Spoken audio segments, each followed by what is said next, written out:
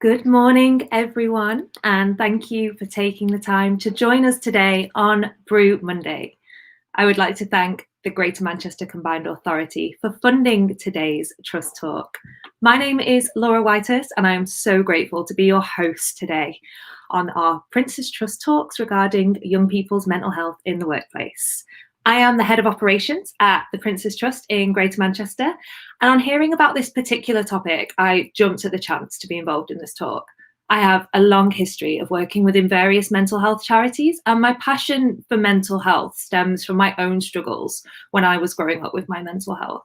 My own personal diagnoses came around 10 years ago, and even back then, there really wasn't much information to support me in understanding these issues, what these diagnoses meant, and what support I would need to move forward. Ultimately, understanding these health issues was half the battle for me, and is half the battle for anyone. But we're living now in a climate where stigma around mental health is reducing, and people are talking, they are listening, and they are learning. The next step is ensuring that we create a support network conducive to recovery. Our support networks exist in our families and friends, but also within our colleagues, our managers, and our workplaces. I've been so lucky to work with a number of organisations who have been really supportive of my needs and my health, which all goes a long way in ultimately supporting a person's recovery. You'll be hearing today from a number of fantastic speakers who will provide you with the information, strategies, and tools that will be that support in someone's journey. We are the change makers here, and we can help underrepresented groups access great employment opportunities and flourish within organisations. The Prince's Trust is the largest youth charity in the UK, supporting 11 to 30-year-olds with confidence, courses, and careers. The Prince's Trust Talks are delivered by the Trust to create an open and safe space for businesses to learn about key issues that may occur in the workplace. And the vision of these talks is to provide companies the tools to create a more inclusive environment for all young people. I want to also take this opportunity to welcome any young people to this Trust Talk. Thank you so much for joining us. I want you to know that the Prince's Trust is always here. We're listening, and we're working to support you in your time of need. So let's all grab a brew and help turn this Blue Monday into Brew Monday. As the Samaritans say, now more than ever, sharing a cuppa is more than just a drink. It's about reaching out, checking in, and staying connected. So today we are joined by our amazing panelists. If you would like to introduce yourself, where you're from, and why this day is important to you. So Dhavani, would you like to introduce yourself first? Hello, I'm Dhavani Bishop, Head of Colleague Health, Wellbeing and Experience at Tesco. And today is important for me because every conversation about mental health helps reduce the stigma and has a ripple effect. Every conversation can have a positive impact and encourage someone to take the steps they need to support. Thank you. Thanks so much. And Simone, over to you. Hi, thank you. I'm Simone Spray. I'm the Chief Exec of a charity called 42nd Street that operates in Greater Manchester. We support 11 to 25-year-olds with their mental health using a variety of engagement techniques and opportunities for them. And I guess today is really important to me because I think the focus on slightly older age range is going to be really important for us at the moment. I think it's a really particularly tricky time for 16 to 25-year-olds. And I think it's ace that we've got the panel that we've got around this discussion to see how we might be able to support them, to celebrate it. And I'm really hoping to hear from some young people and learn a few things myself as well. Thank you so much, Simone. And Roxane, hello. Hi, everyone. It's really great to be with you all today. It's typically the bluest day of the year, so it's really doing something upbeat and positive together with you all. So my role at YoungMinds is Head of Service Development. And at YoungMinds, we want to see a world where no person feels alone with their mental health. So we offer a range of services, be it online support for young people or training, consultancy for professionals. And we also run a parents helpline. So yeah, it's great to be here. Brilliant. Thank you so much, everyone. And yeah, I'm so excited to have you on the panel. I think this is going to be a really, really great discussion. So we're going to get started with some questions. And there will be an opportunity as well where we'll be doing a Q&A with the audience. We have some questions from Eventbrite, but we'll also be opening up the comments so that people can ask questions, and hopefully we can make this a really inclusive and informative talk for everybody. So I'll start off.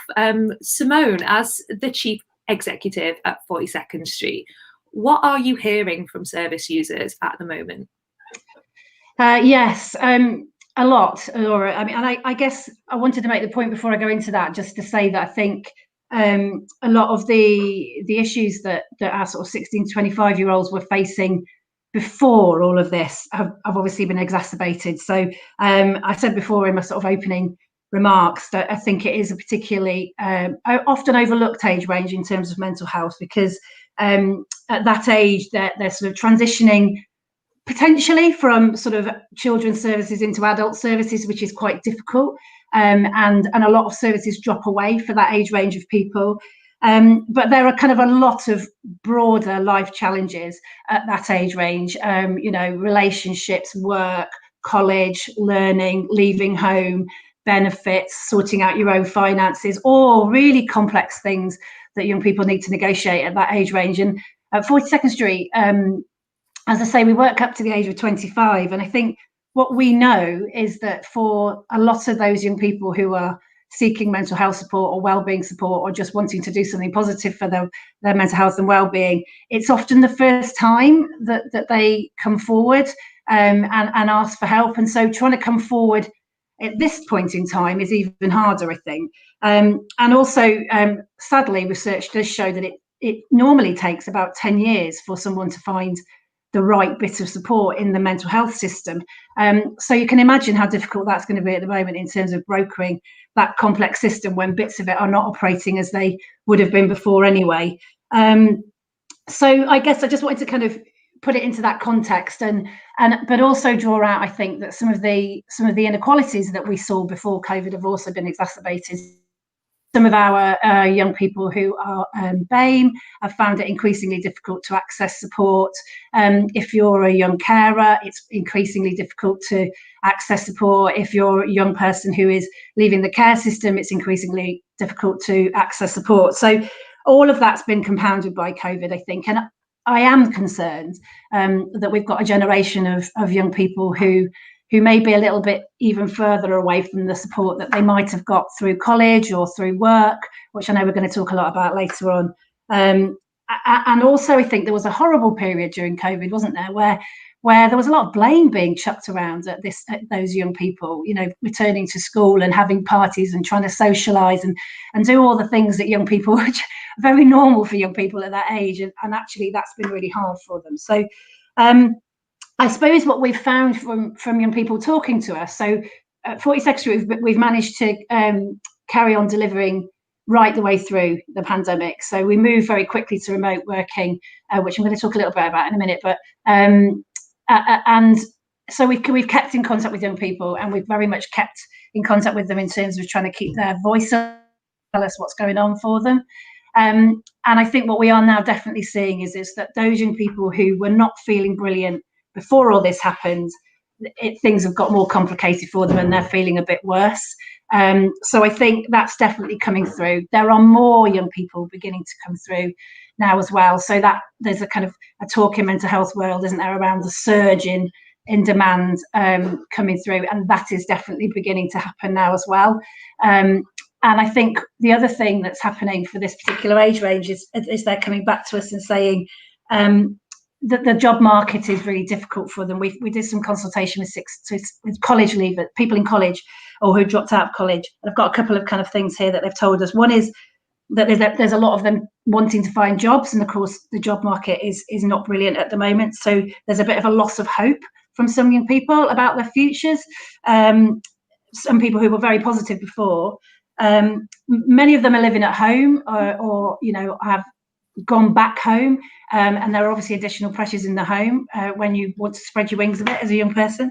But also I think financially, there's some young people who are continuing to work and are feeling like they're having to support the family, and there are other young people who are not able to work and the family are feeling it financially, and they're feeling a bit guilty and blaming themselves a bit. So there's a bit of that going around as well. But the positives is that there's a load of brilliant work going on in Greater Manchester, and it's an incredible place to be at the moment. There's lots of collaboration, lots of bright ideas and new things happening. So what we've also noticed is that this age range of young people are quite good at taking up online support. So we have an online platform, which actually we work with Prince's Trust around as well. And this age range of young people have found it relatively easy to be able to register on digital platforms and get support that way. So that's really good. They're able to self-refer, and that's happening. And we're seeing a lot of young people in that age range accessing online support successfully. And that includes group work. So sort of some of the groups that happen online are really, really well attended by some of these young people, and that's been incredible to see. And that includes some of those groups I talked about before in terms of inequalities. So some of our BAME young people have really kind of excelled on group work. Our LGBTQ group's gone through the roof over COVID. So there's some really great things there. And also the creative input has been brilliant over this period of time. So we've sent out postcards to people, we've had a whole festival, we've paired up young people with artists, all of that's continued to happen. And I think that's really taken off as well, because it creates that real connectivity that you can still do digitally. So I guess that's some of the stuff that we've been doing. Sorry to sound a little bit doom and gloom to start with, but I do think there's some brilliant people and some amazing young people who are sort of changing the way in which we're engaging with them. So we're still able to. No, thank you so much, Simone. And I think it's really a testament to the charity and the kind of ecosystem in Greater Manchester that you've been able to deliver such incredible and vital service for young people throughout this pandemic. And it's really true what you say, you know, when you consider the amount of blame young people have gotten in the media, then they're also being called the lost generation. Yeah. That's going to have a huge impact on anyone's self-esteem, but kind of that when they're exploring about what they're doing, is it right, is it wrong, should I be progressing at this point, am I in the wrong for wanting to engage in education and work? And it's so difficult, and that limbo and the constant blame from the media must be so difficult to deal with. So thank you so much, Simone. That was really great, and it's so lovely to hear the work that you're continuing to do. My next question's for Roxane. So Roxane, what are the signs and symptoms we need to look out for when a young person is living with mental health challenges? Yeah, thank you. I suppose firstly, just to say, sort of, it echoes so much of what Simone said. You know, we've done research with young people last year, and you know, sadly, the facts and statistics are stark in that, you know, 1 in 6 young person has got a diagnosable mental health condition, and you know, the support for young people is really not, you know, as it should be, not acceptable levels. You know, we know that the NHS is doing absolutely everything that they possibly can, but you know, we know from our research that 30% of young people who were accessing support before the pandemic are no longer accessing that. And that might be just because, you know, the switch to online, although some young people do enjoy being online, is just not right for that kind of mental health support for them. So I suppose just firstly kind of wanted to acknowledge that you know, the statistics are stark, and you know, behind every statistic is a real young person's life. And so, you know, it's great to be on a panel alongside organisations like 42nd Street and Prince's Trust that are doing so much to support young people. In terms of signs and symptoms, I suppose on the helpline and on our online support that we find from young people, the most common concerns are around anxiety and depression. And obviously looking at it from a workplace context, it's obviously that can create a massive change in somebody's life. So those are just kind of key, I suppose, problems, concerns to be aware of if you're supporting young people in the workplace. I think I also just wanted to highlight, we work alongside young people at YoungMinds. So we have a team of young activists, and we ask them what they think that you might notice. So if you're looking for signs and symptoms in a young person that everything might not be okay with them, some things that they might notice, which is, they might not react to stuff. They might seem a bit emotionless. They might seem bored or tired of what you're talking to them about, or what they might be trying to focus on, that they might be a bit more argumentative than typically they might have been, before, that they're not really connecting with people that they might have done before, that they've kind of lost interest in that, and they might not want to be seeing their friends or talking to their family. Eating, we've seen a massive rise in the last year in eating disorders, and also in self-harm. So, that those are really things to watch out for. And I suppose the other thing that I'm really keen to say is that every young person is unique, just as every adult is. And so something that might be a sign or symptom for one young person who's struggling with their mental health won't necessarily be the same for another. So whereas I have a slide that is signs to watch out for, it's just really want to kind of caveat and caution that with that statement, in the sense of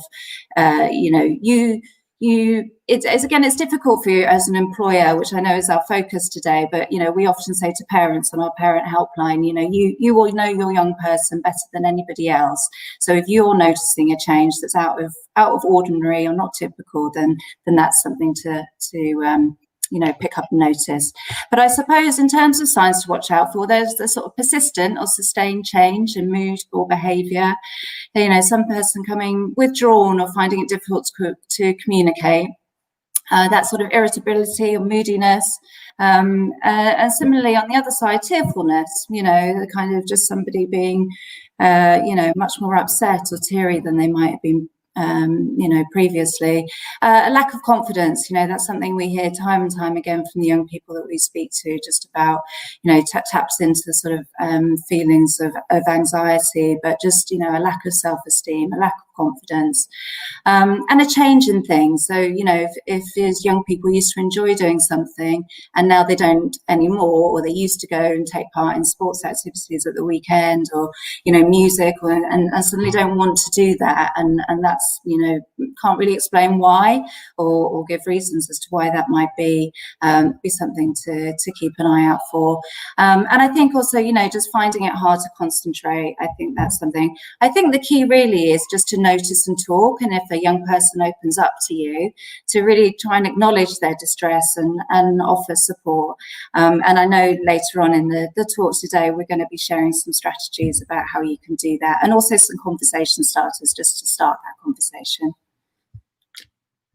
Thank you so much. I think it's really great to be able to kind of see the wide range of what you should really be looking out for, and ultimately in anyone that wants to support someone living with a mental health condition, whether they are a young person or an older person, those are the key signs and symptoms. And I mean, for me, when I was struggling, it was tearfulness, it was refusing to engage in kind of my work or my studies, and just a real lack of motivation. And it's taken me a long time to realize when I am stressed and I do start slipping into feeling depressed or anxious, that recognizing that tearfulness in myself and the change in my behavior, and I think it's great when you've got people around you that can be honest with you, and to tell you that I'm worried, or do you want a chat, or do you want a brew? And ultimately knowing what the signs are is one of the best ways in which we can step up and start to support other people. So thank you so much, Roxane, that's really, really helpful. And the next question is for Dhavani. So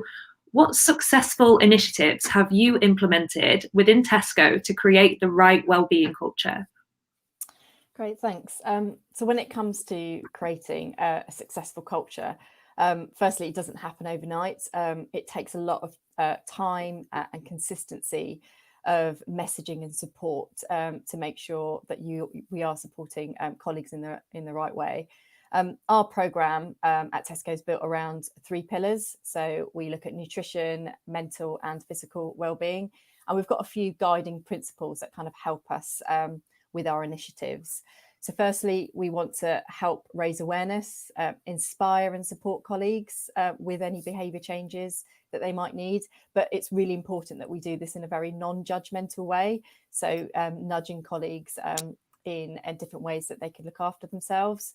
Our proposition and our kind of wellbeing plan includes things across a continuum of kind of prevention and self-care, so what colleagues can do to help themselves, as well as kind of first line structured support when issues do arise and colleagues need support. And for me, some of the most kind of successful elements of our plan for creating the right culture have been we've evolved our leadership engagement support.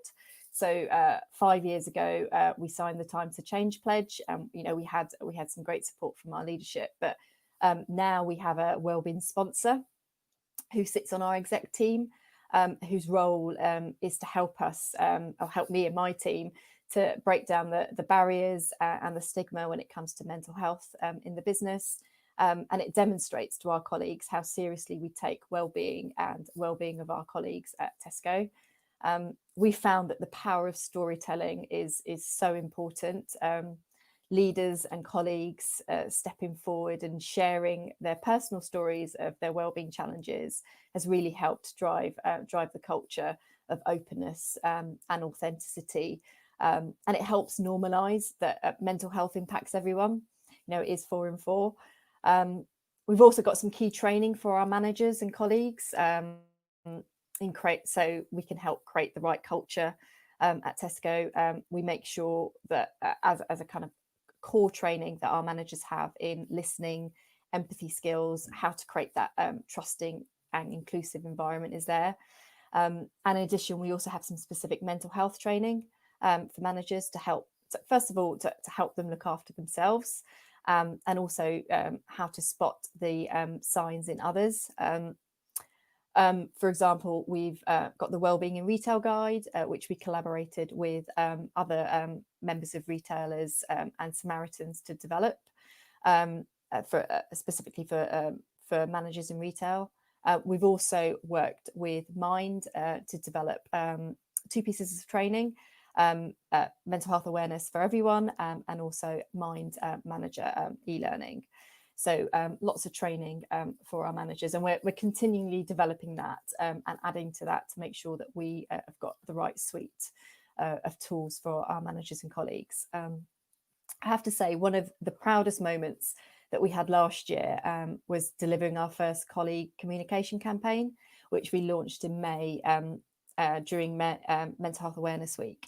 And it was the same time as we launched Headspace and Silver Cloud to all of our colleagues, and we used the theme of kindness, so being kind to yourself and being kind to others. And we had a hashtag I'm here for you, and everybody got involved at Tesco, from our kind of exec team to colleagues on the shop floor, to just show people that nobody needs to be alone. And it's a really kind of, you know, obviously timely for us with everything going on with COVID.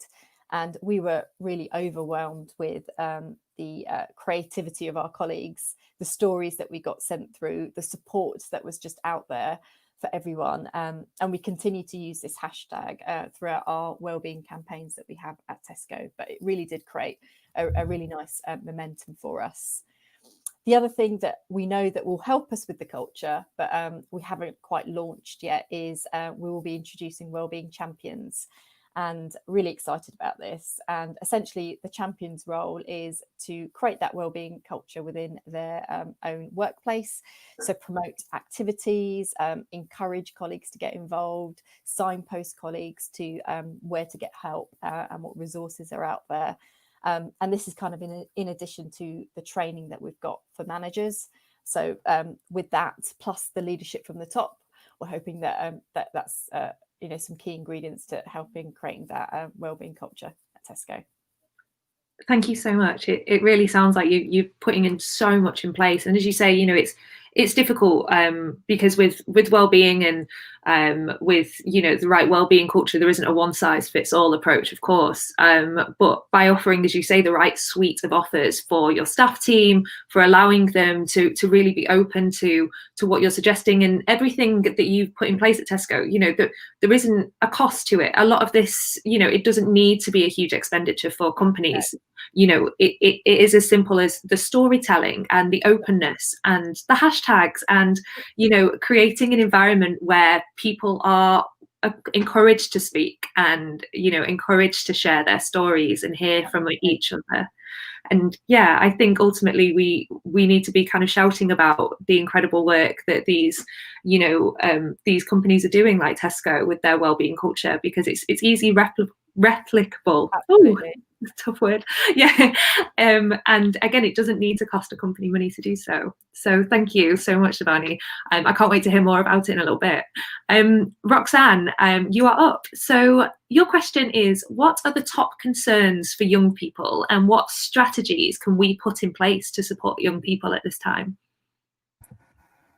Thanks. So I think probably we've kind of covered what are the main concerns for young people, but I think, you know, just moving on to what does this mean for employers? And it was brilliant just to hear from Dhavani there in terms of the excellent range of initiatives that Tesco's are clearly doing and have been putting in place. So I kind of just wanted to start with some top tips, I suppose, for employers. I mean, I think there has to be a clear acknowledgement that younger staff might need just a bit more support and guidance than older people. You know, it might be that they're in this job for the first time, and they might also be experiencing pressures, you know, and changes in their lives. As Simone talks about, that kind of transition, you know, from sort of 16 to 25, there's so much going on for them.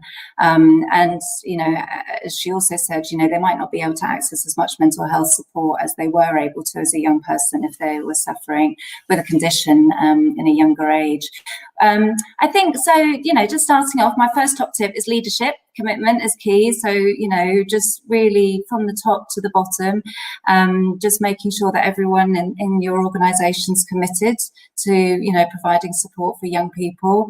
And I think just, you know, what might seem like small gestures can make a massive difference from it. So from that kind of really friendly, warm welcome to their first day on the job, to, you know, potentially thinking about buddying them up with somebody or having a mentor. I think that's a really nice initiative and works well for young people, just to have a sort of extra friendly face in the workplace who can, you know, answer any questions they might be a bit embarrassed to go to HR about, or, you know, just to have that person there that they know that they can go to and talk. And that's the second top tip, is really just talking about it. You know, it's perfect for doing this talk over a cup of tea, is really just making time to chat and find out what's impacting both positively and, you know, maybe negatively on a young person. You know, what they're enjoying at work, what maybe they're struggling with or a bit worried about. Just taking that time to sort of build up, I suppose, having a nice, positive and trusted relationship at work. I think, you know, just as Dhavani was saying, some really great training that they've obviously put in place at Tesco's. I think creating that supportive environment, both for the young person, but also for managers, to make sure, and, you know, colleagues, just to make sure they feel comfortable having those conversations and how to go about it. And, you know, at YoungMinds, we have a range of training. There's some we're doing it all online at the moment, obviously. There's a range of talks coming up, which is really just about how to, you know, talk about, it's like an introduction to young people and mental health, and then also sort of builds on from that introduction to sort of helping to build resilience amongst young people. We know at the moment that resilience is, you know, at an all-time low, both amongst parents that we speak to and teachers, and young people, just because of the effects of the you know, and the ongoing effects of what we're living through at the moment. So, you know, trying to build resilience amongst your workforce and amongst young people is a really critical thing. And then I know there was one question that came in that we might come to later, but understanding the impact of trauma on young people and how that might carry through into their adult life, and just understanding. So those are 3 courses to check out if you get time. I think my final point in terms of a top tip would be really listen to young people that you're working with. You know, give them platforms, both formal and informal, you know, to engage with the organisation, and you know, just make sure that they're given a voice just as much as other colleagues. I suppose also just to say your relationship really matters with them. Positive relationships are a protective factor with young people, and you can really support young people. So don't ever underestimate the impact that you can have as an individual as well as your wider organisation. I suppose also we again asked our activists what they think that young people, including themselves, want from a trusted adult, which we are, is just to kind of keep checking in on them, signposting them to there's loads and loads of support out there. So again, just as a workforce, knowing where you can signpost young people to, and how they can talk, and then following up on things that young people might have said to you, just to check in with them a month later and giving them the space to talk about things. And then we just have some sample conversation starters that we often use at YoungMinds, and also encourage parents and professionals to use, just simple questions. Do you have any worries about starting your new job? How do you feel about things changing? What difficulties have you been facing recently? Is there anything you want to talk about? What can I do to help you, and what makes you feel calm? So just really trying to enable that young person to open up if they're feeling ready to, and not to worry if they don't, but to go back to it and return to it.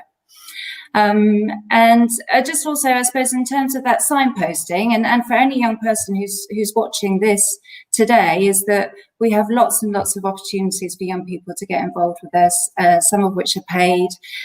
So just to go to youngminds.org.uk if you're a young person. We also offer a whole range of support for you. So we have some online guides to mental health support. And if you're an employee who's looking for some more training, we also offer that too. Thank you so much, Roxane. And I think it's really important when you say that, for understanding about, mental health, it takes a person to do the research, but also, employers can put in place those training sessions to ensure that, people can understand, and people can learn and listen and talk and ask questions in an open and safe space.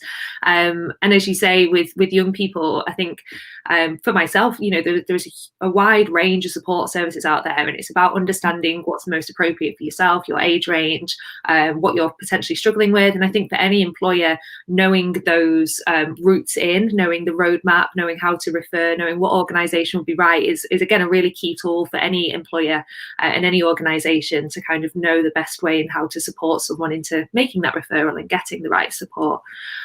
So thank you so much. The next question is for Dhavani. So would you advise a different approach for an SME and big corporates on their diversity and inclusion strategies? So I would say no matter what size company you are, what resources you've got access to, you can still have a really successful wellbeing plan and culture, and develop a strategy accordingly. There's probably a few things that I would suggest that you look into, almost to say kind of what my kind of top tips would be. First of all, set yourself some really stretching ambitions and targets. Be bold. This is such an important area, and I think it has an impact on generations to come. So really do think about that. If you're starting out new and you're starting from scratch, got nothing to go on, I would say network. There's lots of mental wellbeing, D&I networking groups out there, charities that you can get in touch with. Speak to your peers in your industry, even competitors, depending on where you are, and see what people are doing. Learn from each other, learn what works in an organisation similar to yours. What are the common pitfalls, things to watch out for? I think this is an area in a space where we kind of need to come together and learn from each other to see what works. And I suppose at the same time, as we've heard before, listen to young people in your organisation as well. Heard it before. Having commitment from your leadership team, your top team, is really important. It's really important for the strategies to work, because really, unless you've got that, my experience, it just won't work. And I would say try and weave wellbeing and feature it in all aspects of your culture. And if you're working it within a HR or people function, make sure you kind of weave it into your life cycle. So feature it in how important it is as part of your advertising, your recruitment, your induction, your training, your learning materials, your policies. Just make sure that it's kind of consistent throughout all of those things, because that really helps creating that culture and helps drive the strategy. Use experts where you need to, especially when you want to shape content and shape language, and to make sure that you're using the best practice. And that this also, I think, helps you challenge your own kind of organizational biases that you might have, and challenge your own thinking when you're developing your strategies. And then make sure you've got you've got the right resources across wellbeing. This could include training for managers.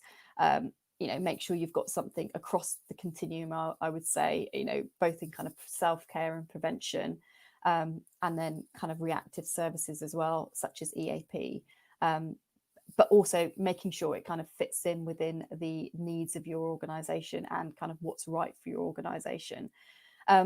There's so many experts out there in the market that you can work with to help you decide what resources are right for you, to take into consideration your kind of colleague base, how people take in information in your organization, what technology you have, what budget you have.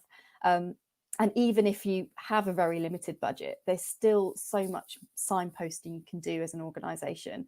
You don't always have to buy in resources. There is lots of organizations out there that you can network with, stay connected to, and make sure you've got that available and you're talking about it in your organization. Thank you so much. And I think one of the main takeaways from that for me was be bold.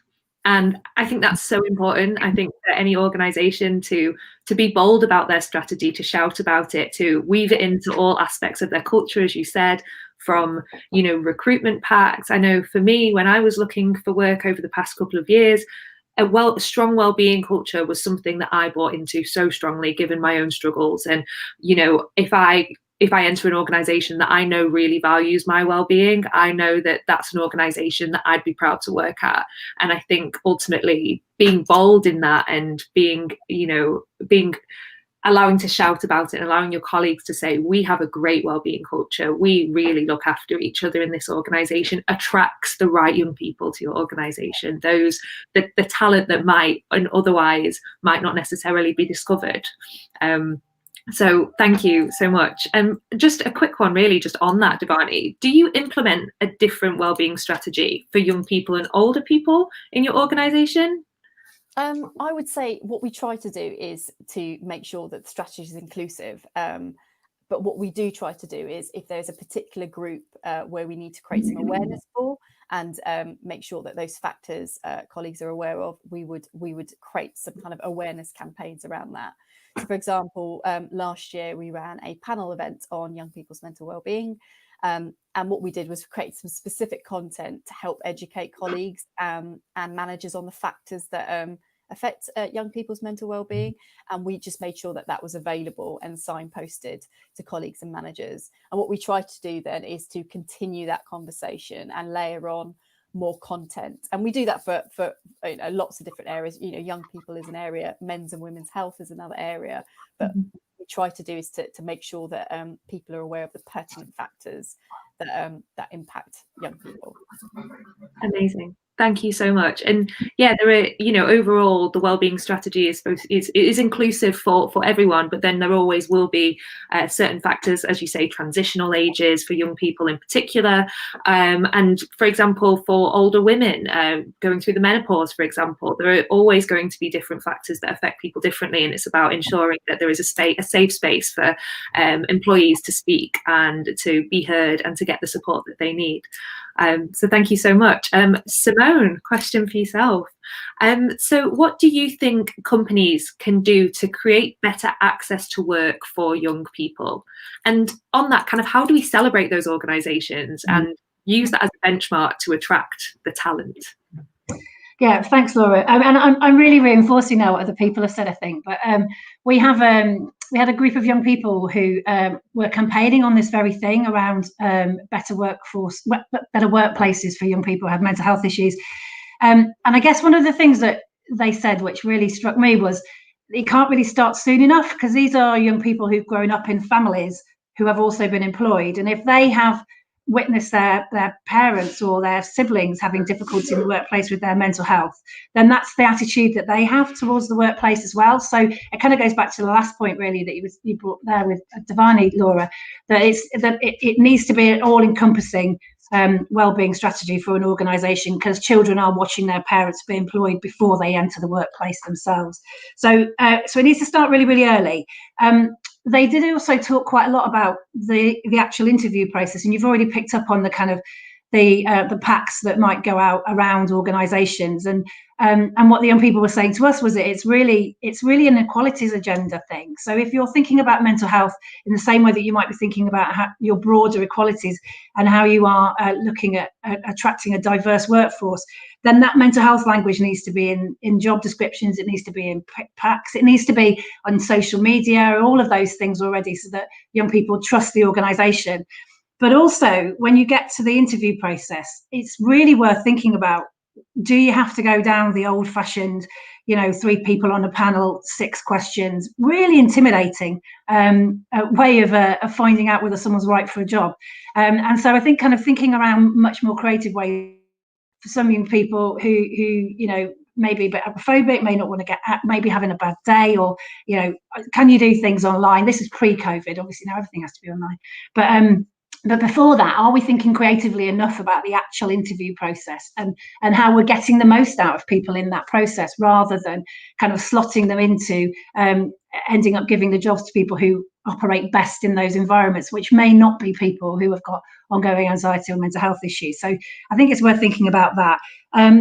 We've all talked a lot about the sort of storytelling and the leadership side of things, and the young people could not say enough about this, that if they feel that there is somebody in the organisation who is senior, who is owning that they have mental health issues, that does absolute wonders for them in terms of them being able to then sort of admit that they have mental health problems. And a step further than that is very early on in the employment of anybody, having some conversations about how you best support them. So I think there was something in the chat earlier on about what happens if people have got appointments to go to, or they have episodes where they're ill for a long time. How is that supported in the workplace? So all of that needs to be really clear, that is something that you're able to support as an organisation if you're going to be bringing some of these incredible and amazing young people into your workforce.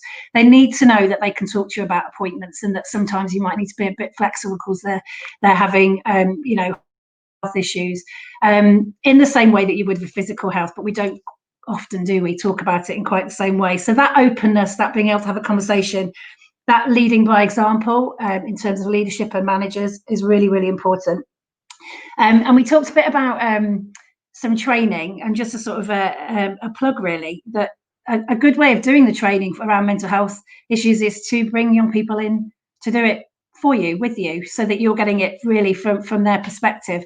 And if you're looking at a kind of a quality assurance framework around mental health, well, be co-creating that with your workforce and with your younger workforce. They will have lots to say about what that might look like.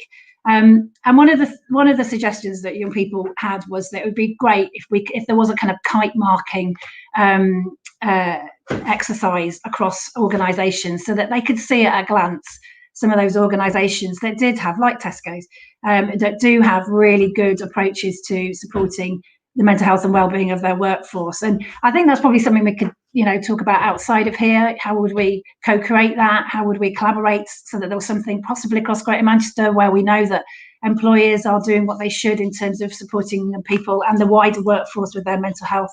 And then you can start to really celebrate things, I think. And some of the fun things that organisations do as well. We have a relatively young workforce at 42nd Street. We've done a load of stuff like, yoga classes and videos where we've all, I don't know what they're called, but when you take something from one side and chuck it to the other and have a whole video of it, of your whole workforce, things like that show that that you're a workforce that looks at holistically at everybody that's employed with you. And I guess the last thing that we do, which I'm very lucky that we're able to do, but maybe there should be more of, is we give people 3 times a year a mental health afternoon. So they just they're just allowed to have the afternoon off. If they want to go to the cinema, or they want to go to bed, or they want to go Christmas shopping, or they want to do whatever it is they want to do, we give them back that 3 times a year. And I think those kind of quite broad statements that then everybody is in it together are really important. So there's lots we can do. There's lots we can do to celebrate some of the organisations that are doing some really good stuff, to kind of maybe pull some of the others up by the bootstraps. Thank you so much. Some really, really great points. And I think, you know, it sounds as though there's so many ideas, and ultimately it is listening to young people is the bottom line, understanding what works for them and understanding what they need and what they want from us as organisations, and how we can make the workplace so much more inclusive. We're kind of at the end of our questions. I think before we move on to the audience Q&A, I'd just like to ask each of the panelists, what would you see as one key measurable action? What do you want as a call to action that the audience can take away from today? We'll start with Dhavani. I would say start creating a plan if you haven't done, and put some, you've got to start somewhere. And put some stretching targets towards that plan, and ways of measuring it and I would say by talking to people, talking to your colleague base. You know, the whole listening aspect is so important, and you'll know how well you're doing by listening to them, by listening to your colleagues. Thank you so much. And Simone, one key measurable action from yourself. It's kind of an obvious one, isn't it? But I suppose it's, if you are in a position of leadership, have a real check that you've had the conversation that you need to with your workforce, and put that in place, and not just one-off. You know, real kind of real pointers during the year where people are able to have a voice and you're able to listen to them, so that culture set up.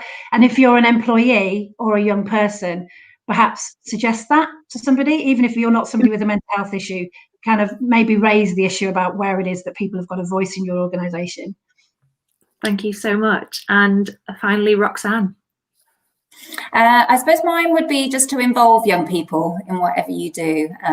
You know, just the idea of that co-creation, involving young people who've got experience of mental ill health, just to make sure that whatever you're developing in terms of well-being, you know, will suit a range of needs. So yeah, just involve young people, and also just, I suppose, that everybody has individual responsibility in this. So it's not just on, you know, whichever team in the organisation that might lead this area of work, but you know, everyone can make a difference.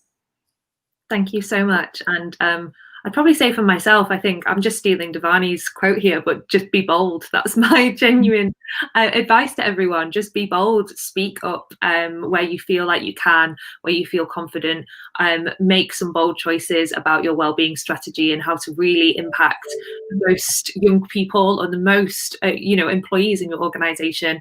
I think take advice, connect, network, understand fully exactly the landscape that you're working in, and your staff members and what they need, and listen and take on board. And I think just attending this talk shows that you are wanting to change, and you're wanting to make a more inclusive environment for any young person in your workforce. So this is the first step, and we can all really work to support each other in this, building a great foundation for young people entering our workforce. So we're going to move on to the audience Q&A now. So we had some questions come through Eventbrite, but we've also had some through Facebook. And the first one is from Matthew James. Do you offer reasonable adjustments in support for disabled people to access your programs? So yes, at the Prince's Trust we do. So all of our programs that we run from the ages of 11 to 30 years old are designed in a way in which we make them accessible for any young person to attend. So prior to pandemic, a lot of our programs were face-to-face, and we always ensured that they were accessible for anyone with physical disabilities or struggling with their mental health. But at the same time now, a lot of them are virtual. and we're looking to ensure that we can continue to deliver face-to-face and ensure that we can create that blended offer for young people that don't feel like they can connect via a computer screen, which again is a new challenge that we're dealing with. And we're trying to be as reactive and responsive as possible for young people that come to us who are struggling with their mental health, with their physical health, and need that support of engaging with us. We want to make our programs as inclusive as possible. So we're going to move on to the next Q&A. So this came from our Eventbrite. So how do you motivate teens to get out of bed on time to start the school day? Let me jump in and ask Roxane for this one, if you'd like to go first with your advice. Well, I suppose first of all, it's just really important to acknowledge how difficult this situation is at the moment. And so, we know from research we've done, other organisations have done, that sort of sense of loss of motivation is sky high, and I'm sure we all feel it as panelists. It's really, really difficult. So that said, I think it's just really important to validate their feelings and the fact that it is really hard to get up every day. I've got a 13-year-old son sat upstairs and he really didn't want to get up and log on. You don't even have the kind of walk to school or walk to work where you might engage with people and connect. So I suppose just an acknowledgement of the monotony and the repetition and the difficulty that it is. I think that said, the importance of routine and structure is really helpful. So, kind of agreeing, I suppose, routines and how your day might look. So that would include like what time you're going to bed, which will obviously have an impact as to how easy it might be to get up in the morning.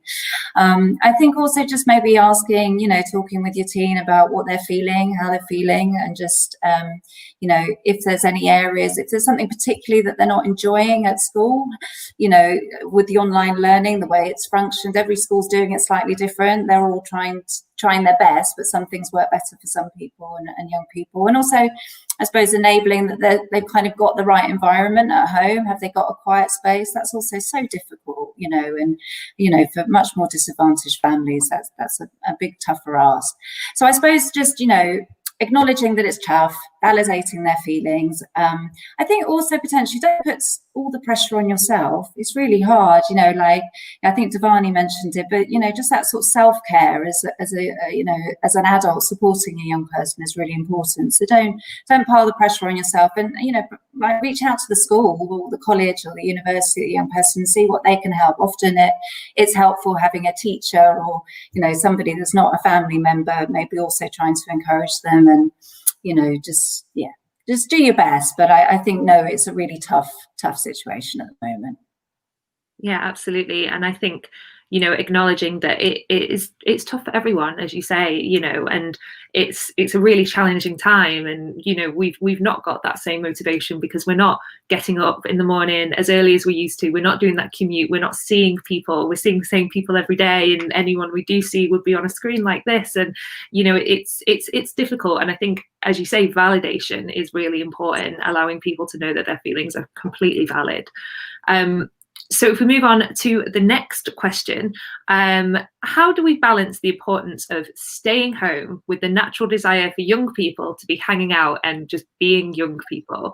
I would probably say, Simone, would you like to answer this one? Oh, this is so hard, isn't it? And I think I kind of like mentioned it as we were going through the talk before. It's changed so much over the whole of this kind of COVID thing as well, hasn't it? I think when it was really clear at the very beginning, then young people were doing, what they were supposed to be doing, and they were locked down, and they were missing people, but they were finding ways of, doing some of that stuff online or whatever if they were able to. I should also just point out that I know that question is aimed at older young people, but I think some of the younger children actually have found this really, really hard, because they're not on social media, and then they haven't got those kind of networks set up. 6, 7, 8-year-olds, their friends, and so their structured home learning's been quite hard as well. So I think just a kind of a word to those smaller ones as well, who I think have really struggled all the way through this, and haven't been able to even go out on their own because they're too young to, and have just been with their parents at home for a long time, and haven't been able to socialise. And I think we're going to see some of that, you know, when you're going to have to some of those young people a bit later on, because I think it will have had an impact on them. But yeah, I mean, again, I like Rox, I've got a 13-year-old upstairs as well, and a 28-year-old somewhere else. But it is, I think it's a really difficult one, because we do have to recognise that part of young people's development is about them spreading their wings and doing stuff with their peers that they don't want to talk to us about, and they don't want to talk to parents about, even mental health practitioners about. They don't want to talk to them about. They need to do things on their own, and they have been robbed of some of that.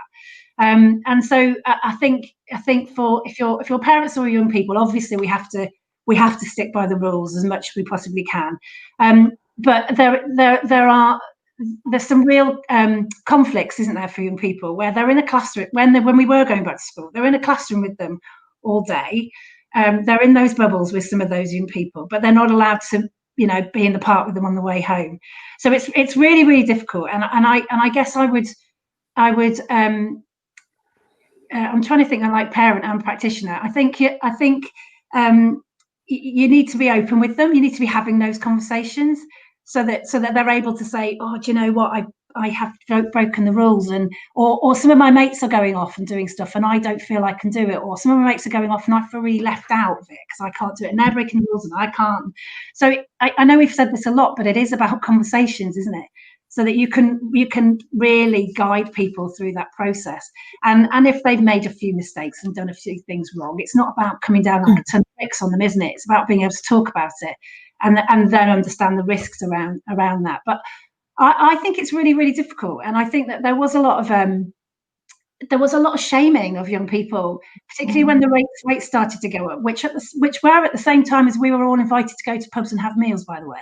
But you know, that young people were not expected to be able to meet outside still. So I feel quite protective towards them about that, kind of not demonizing it. But it is about continuing to have those really sensible conversations with some really sensible young people who are just trying to develop and be themselves. So yeah, it's conversations, isn't it, still, I think? Yeah, absolutely. I completely agree. And you know what the hardest thing is we're constantly being told by the media that we're all breaking the rules, but ultimately the majority of people are following the rules. They are. Yeah. We don't hear about it. The majority of people are staying home and protecting each other, and we just hear about the bad. We just hear about the rule breakers, but the majority of us are doing it. And when we listen to the media, we can get upset in ourselves. We get that fear of missing out. Young people will feel like, well, everyone else is doing it, why can't I? But ultimately, young people need to know that we're all, in the majority, we all are following the rules, and we're doing everything we can to. We're very kind and generous. Most young people don't want anyone else to get ill on the back of them either. You know, they really care. They're kind, wonderful young people who are in it. We're all in it. You know, we are. I think that let's not do the demonizing thing. Let's do the kind of understanding thing. Exactly. And thank you so much, everyone. And I'm so sorry, but we've got one more question and then we're unfortunately running out of time. So this question is for Dhavani really quickly. So as corporates dedicate more and more time to young people's mental health, what should be the primary focus in a business to support their workforce? So I guess I'll echo what everyone else has said, but also what I've said before is create the right culture. And you do that by creating the right environment for people to open up and speak to you. So everything that we've heard today around, you know, openness, trust, keeping that conversation going, and then also providing those signposts for colleagues to know where to go. But it starts with culture. If people don't feel like they've got the license to talk or the license to speak up, then they won't. If they're not seeing it role modeled, if it's not, you know, if it's not something, it's not how you do things around here, people just won't talk, won't speak up, and it won't support kind of you creating that wellbeing culture. So create the right environment. You know, the open, trusting inclusivity is so important. Brilliant. Thank you so much, Dhavani. And I'm so sorry to say that we are out of time for any further questions, but I hope you found this discussion really helpful. And I just want to thank you all for taking the time to listen today and be inspired by our panel of speakers. As I said at the beginning, we are all the change makers here. We have the ability to make our workplaces inclusive and supportive environments for the next generation of incredible talent. And if you are an organisation and you want more information about how you can support young, talented and work-ready young people into roles at your organisation, you can contact us to learn about our Get Hired events. The link will also be posted in the chat. And for information, if you want to fundraise for us, if you want to support us in our mission, our upcoming challenge, Future Steps, is all about looking after your well-being by taking 10,000 steps a day throughout the month of February, whilst raising funds for young people. It's all tracked through an app and it's completely free to sign up. Just type Future Steps to the App Store to download the app and register. This year it is powered by a partner's Utilita, and we are looking forward to getting as many companies involved to compete to the top of the leaderboard. If you'd like to find out more on our website, we'll post the link in the chat. So just one more time, I just want to thank you again for your time today. You have our permission as panelists and at the Trust to just grab yourself a few more brews, connect with those who you care about, turn off your laptops for a little bit and just look after yourselves today. Thank you so much.